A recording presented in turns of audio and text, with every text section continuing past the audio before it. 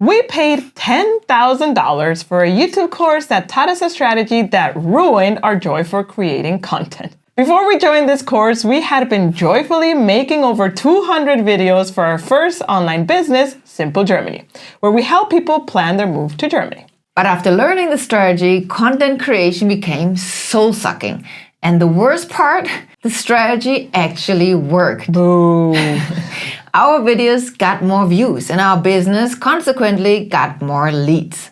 But our inspiration had died.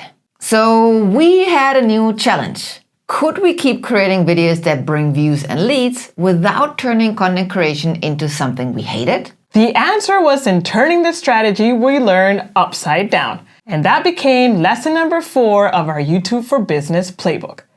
Learn the YouTube game, but do it in reverse. And by the way, if you want the full YouTube for Business Playbook where we documented all of our lessons, you can download it in the link in the description. In this video, however, we will show you what the soul-sucking strategy is, how we flipped it on its head, and how you can use this strategy the right way so you don't have to go through the same pain we did. For you to understand what we mean, here is how the soul-sucking strategy works. It's actually a 6-step process. Step number 1, go to YouTube, go to your channel or channel in your niche or similar to your niche. Step number 2, go to their videos tab. Step number 3, scroll down until you see the videos from the past year. Now look through the videos and get a feel for the average views per video. And step 5 is find the ones that have more views than the average. Significantly more views than the average. These are the outliers. And step number 6 is to document it, screenshot it, write it down, and use as inspiration for your video. So going through this process, as a result, we ended up with titles like these. Moving to Germany is hard until you understand this. Which is very curiosity-driven, fantastic, but that led to the question, what is this? I mean, we had been creating content for 6 years about this topic, and it felt forced to write such a video to define what this meant. Another example is the fastest way to move to Germany. And there is no fast way. Moving to Germany is very heavily bureaucratic and it takes a long time. So obviously, if you say the longest way to move to Germany, it wouldn't perform as well. So going through this strategy and putting it at the beginning of the process leads to finding what for us it felt dishonest titles. They were curiosity driven. Yeah, they probably had a good formula, but it put us in a cage and it paralyzed us when it came time to script our video. So the problem of this approach is that we start with the packaging instead of the actual message of the video. So instead of asking, what does our audience need to hear from us? We started asking, how can we fit an idea to emulate that title and thumbnail? And to put it in visual terms, it's like if someone would hand you this piece of wrapping paper and say, like, go find a gift that fits inside of this.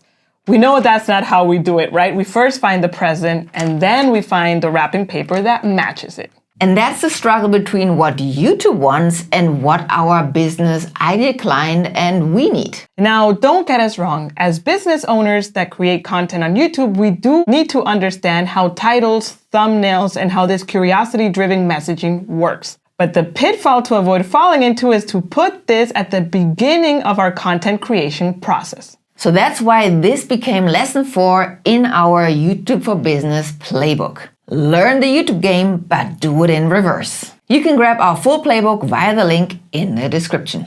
So in practice, how do we do this in reverse? Well, instead of asking what wrapping paper YouTube wants, we first ask 2 very critical questions. Question number 1 is, who is the ideal client for our offer?